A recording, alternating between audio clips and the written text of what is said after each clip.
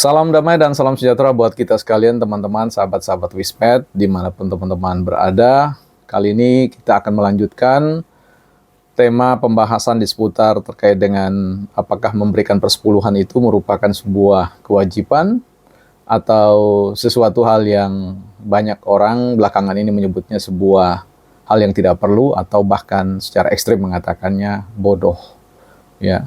Nah, statement yang terakhir ini yang kemudian menggerakkan saya, memberi inspirasi kepada saya untuk pelan-pelan kita akan belajar terkait dengan persoalan apakah persepuluhan itu merupakan bagian yang wajib kita berikan atau seperti apa. Ya. Saya kira demikian, teman-teman. Nah, konten ini menyambung apa yang sebelumnya saya bicarakan terkait tanggapan orang-orang percaya, tanggapan orang-orang yang mengimani persepuluhan sebagai sesuatu yang sejak kecil memang pada sebagian orang sudah dididik untuk melaksanakan dan kemudian diperhadapkan pada beberapa konten yang belakangan ini dalam sign quote menurut saya perlu ditimbang ulang, dipikirkan kembali apakah statement-statement itu, pengajaran-pengajaran itu dapat dipegang atau dianut dalam hal pemberian persembahan persepuluhan. Nah, teman-teman, belakangan ini juga saya melihat ada fenomena yang tidak menggembirakan dalam hal pengelolaan gereja, secara khusus dengan fakta atau fenomena defisit keuangan, sehingga beberapa gereja, bahkan gereja yang sebenarnya memiliki jumlah warga jemaat yang di atas rata-rata, tidak memiliki kemampuan dalam daya dukung atau support system secara keuangan. Dan ini menjadikan gereja selalu bermasalah, berputar-putar di persoalan bagaimana mereka bisa survive, mereka bisa membiayai penata layanan itu dengan lebih baik dan tidak perlu menguras tenaga atau bahkan emosi, bahkan menimbulkan konflik-konflik yang sebenarnya tidak perlu dilakukan. Nah, paling tidak ada dua penyebab yang sangat mungkin terjadi pada konteks di mana gereja mengalami defisit secara keuangan atau secara finansial. Yang pertama adalah mismanagement. Ya, mismanagement ini adalah kekeliruan, ya, ketidaktepatan di dalam mengelola sumber daya manusianya, termasuk juga sumber daya finansial, dan ada kaitannya juga dalam konteks perencanaan program dan implementasi program-program pelayanan di gereja. Ya, jadi kali ini saya tidak sedang membahas terkait dengan persoalan mismanagement itu, tetapi lebih pada persoalan dalam konteks yang lebih prinsipil menurut saya, sesuatu yang merupakan satu pengajaran yang bersumber dari teks Alkitab atau kitab suci yang kita imani sebagai sumber rujukan atau sola scriptura, ya, hanya oleh firman Allah, hanya oleh Alkitab yang boleh dikaruniakan kepada kita, yang kita pegang, kita imani, bukan kita nalari, ya.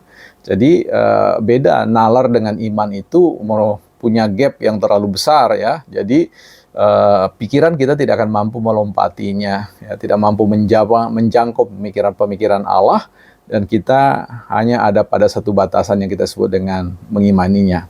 Tetapi juga beriman itu tidak melulu persoalan yang dilepaskan dari persoalan upaya kita untuk menalar sesuatu. Harus dikaitkan dengan kemampuan kita, ya, memanfaatkan karunia pikiran kita yang Tuhan berikan kepada kita untuk menalarnya.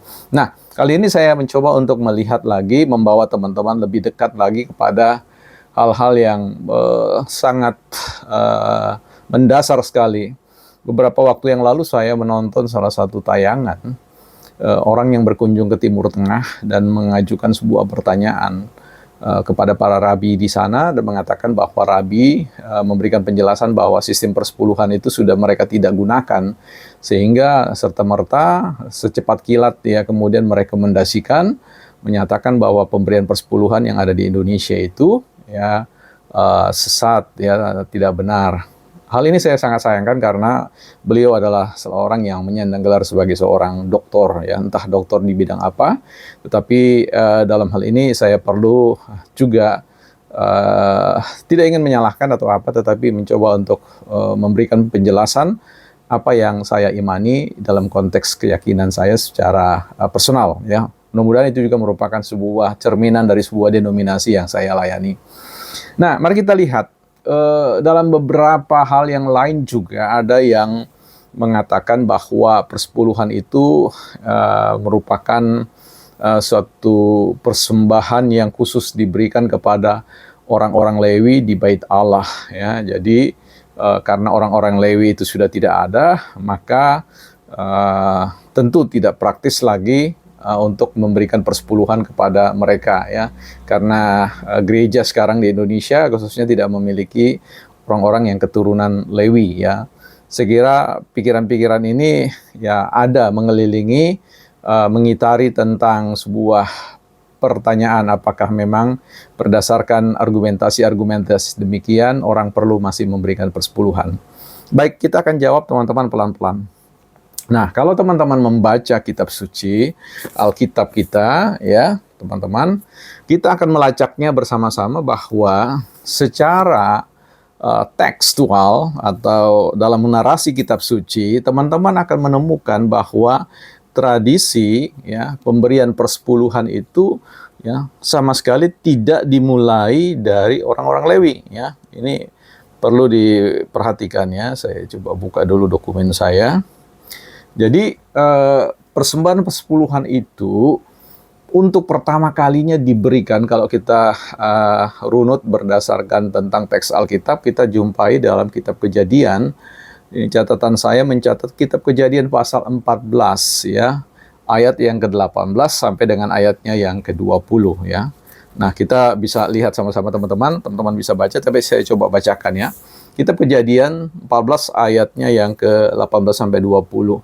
Di situ dikatakan Melkisedek, ya, Melkisedek Raja Salem membawa roti dan anggur. Ia seorang imam Allah, ya, imam Allah yang maha tinggi. Lalu ia memberkati Abraham. Katanya, diberkatilah kiranya Abraham oleh Allah yang maha tinggi, pencipta langit dan bumi. Dan terpujilah Allah yang maha tinggi yang telah menyerahkan musuhmu ke tanganmu. Lalu Abraham memberikan kepadanya 1/10 dari semuanya. Ya, dari semuanya, bukan salah satu, tetapi semuanya. Jadi kita lihat di sini bahwa Imam Melkisedek tidak sedang mewakili sebuah komunitas yang namanya komunitas orang-orang Lewi, ya, tapi dia disebut sebagai imam, ya, imam Allah yang maha tinggi. Nah, dan di sini kemudian Abraham, gagasan tentang atau ide tentang persepuluhan itu, ya, dapat kita baca, ya, dari apa yang diberikan oleh Abraham, dan itu tidak berorientasi pada konteks di mana tadi saya sebutkan kepada orang-orang khusus, ya, sekelompok orang atau yang disebut dengan sebuah komunitas suku yang besar yang disebut dengan komunitas suku Lewi, ya. Ini menjadi hal penting.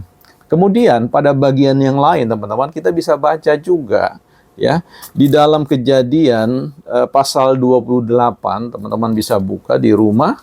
Kejadian pasal 28, ya, saya bukakan Alkitab saya. 28 ayatnya yang ke-20 sampai ayatnya yang ke-22. Nah, lalu bernasarlah Yakub, jika Allah akan menyertai dan akan melindungi aku di jalan yang kutempuh ini, memberikan kepadaku roti untuk dimakan dan pakaian untuk dipakai, sehingga aku selamat kembali ke rumah ayahku, maka Tuhan akan menjadi Allahku. Dan batu yang kudirikan sebagai tugu ini akan menjadi rumah Allah. Dari segala sesuatu yang engkau berikan kepadaku, akan selalu kupersembahkan 1/10 kepadamu. Perhatikan baik-baik. Ada 3 ungkapan yang dinyatakan oleh Yakub di sini. Nasar, ya, nasar yang dia sampaikan kepada Allah.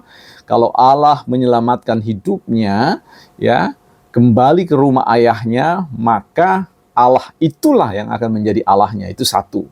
Dan yang kedua, batu yang kudirikan sebagai tugu ini akan menjadi rumah Allah. Itu bait Allah, ya. Atau sekarang kita sebut sebagai gereja, atau bahkan diperluas dalam konteks yang lain yang dipahami oleh para teolog progresif. Nah, yang ketiga ini menarik, dari segala sesuatu, ya, dari from everything, ya, yang engkau berikan kepadaku akan selalu, always, ya, not Ya, bukan satu kali, ya, tetapi always, selalu akan kupersembahkan 1/10 kepadamu. Itu nazar yang disampaikan oleh Yakub, ya. Jadi menjadi menarik Bapak Ibu sekalian, teman-teman sahabat-sahabat Wisped, bahwa gagasan terkait dengan persepuluhan itu bukanlah merupakan sebuah awalan persembahan yang diberikan semata-mata kepada kelompok Lewi yang merupakan dalam narasi tentang pusaka yang mereka miliki. Nah, kita akan bahas nanti masuk dalam konteks orang-orang Lewi dan seterusnya, bagaimana persepuluhan itu kemudian hilang dan timbul, ya, dalam konteks persembahan-persembahan yang diberikan oleh orang-orang Israel sampai pada zaman Yesus, di mana Yesus menanggapi terkait dengan adanya sikap, ya, religiositas atau sikap kesalehan orang-orang Israel yang mementingkan satu hal dan kemudian mengabaikan hal yang lain. Nanti kita akan bahas pelan-pelan dalam serial karena akan cukup panjang teman-teman, ya. Jadi kita akan coba membaginya dalam part-part yang berbeda. Jadi saya ulangi teman-teman, bahwa pikiran terkait bahwa persepuluhan itu merupakan sebuah persembahan yang hanya diberikan secara khusus kepada orang-orang Lewi, ya, tentu ini tidak seperti itu, ya, karena Abraham dan Yakub sendiri, ya, merupakan orang-orang yang pertama kali membawa ide tentang persepuluhan itu sebagai bagian dari komitmen imannya, ya, nazar imannya terkait dengan bagaimana tentu apa yang diberikan itu bermanfaat bagi penata layanan atau penyelenggaraan yang ada, ya, di kemah Allah atau tempat-tempat di mana ibadah diselenggarakan, yang di dalamnya ada para imam-imam atau para pengurus-pengurus, ya. Banyak hal nanti kita akan bicarakan dari persoalan ini. Jadi tahan dulu kesimpulan yang teman-teman tarik bahwa persepuluhan itu boleh tidak disampaikan atau kemudian dianggap sebagai sebuah sikap iman yang saint quote dipandang tidak berhikmat atau bodoh, ya. Kita jumpa dalam serial berikutnya untuk menjawab apakah persepuluhan itu hal yang wajib untuk diberikan atau bagaimana. Tuhan Yesus memberkati.